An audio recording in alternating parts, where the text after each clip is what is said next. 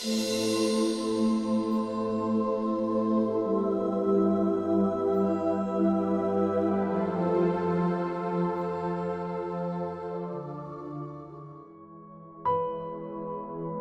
story of Saint Germanus of Capua. Subscribe to our channel to receive more content like this.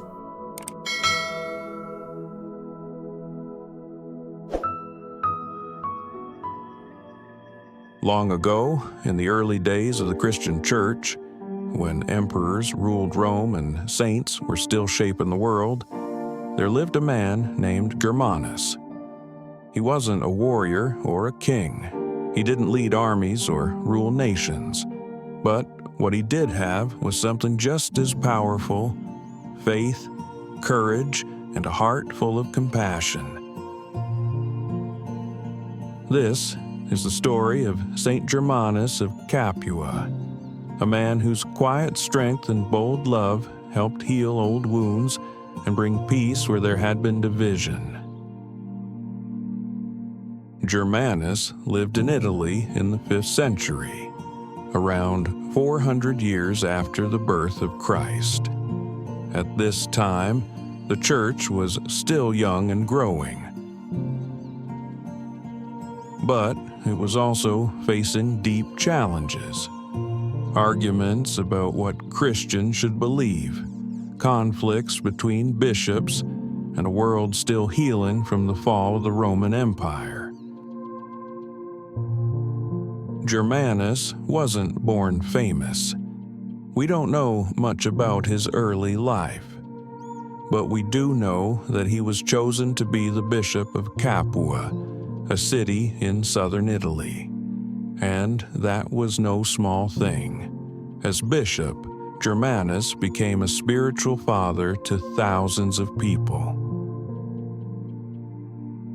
But what set him apart wasn't just his title.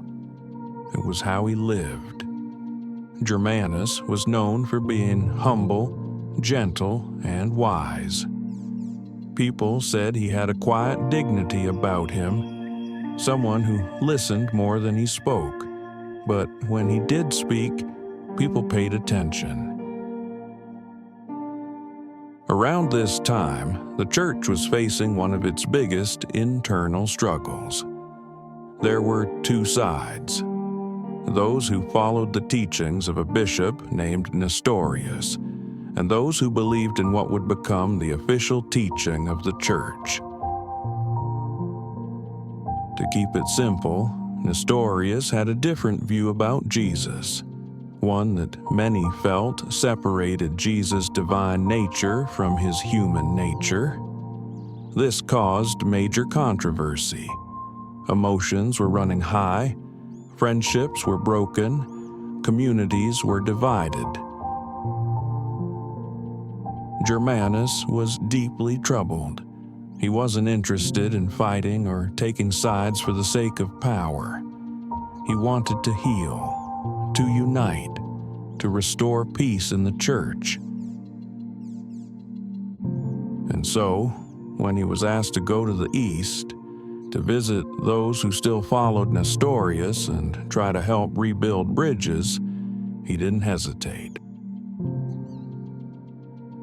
Germanus set off on a long and dangerous journey. He crossed seas, walked dusty roads, and entered lands unfamiliar to him. But he wasn't afraid. Why? Because he believed this mission mattered. He carried with him not just scrolls and arguments, but hope, humility, and a heart willing to understand others. Eventually, Germanus reached the city of Antioch, where many people still supported Nestorius.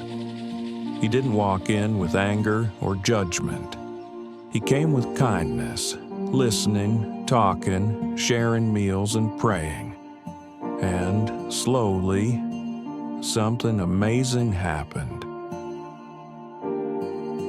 People began to open up. Old suspicions began to soften, and many started to see that the church didn't have to stay divided.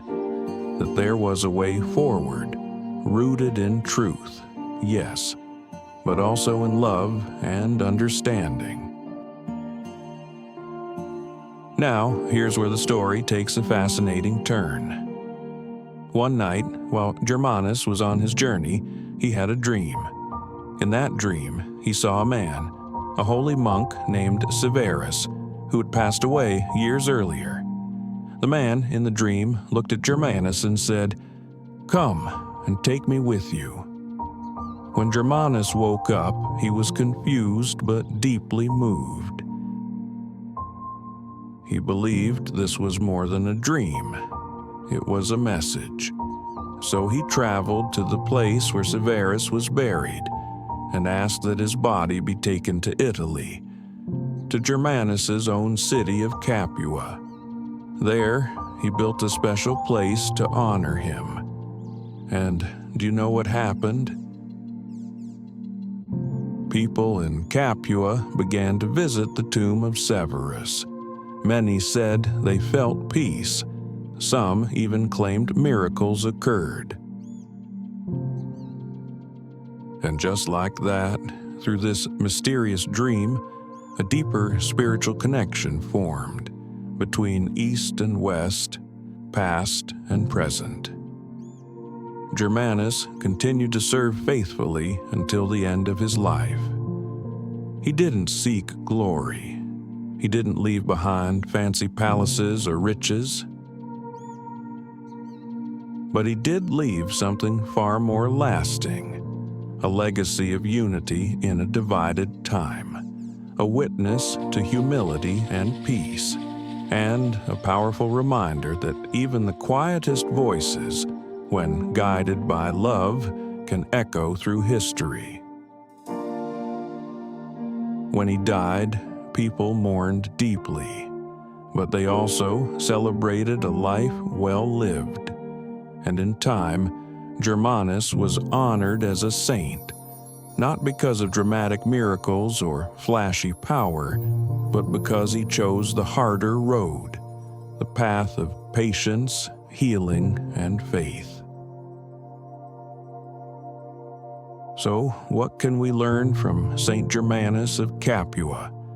That sometimes the bravest thing we can do is to listen. That peace is worth the journey, even when it's hard, and that God often works through the quiet souls, the ones who walk gently, love deeply, and never give up on healing a broken world. This was the story of Saint Germanus of Capua, a quiet peacemaker who became a lasting light.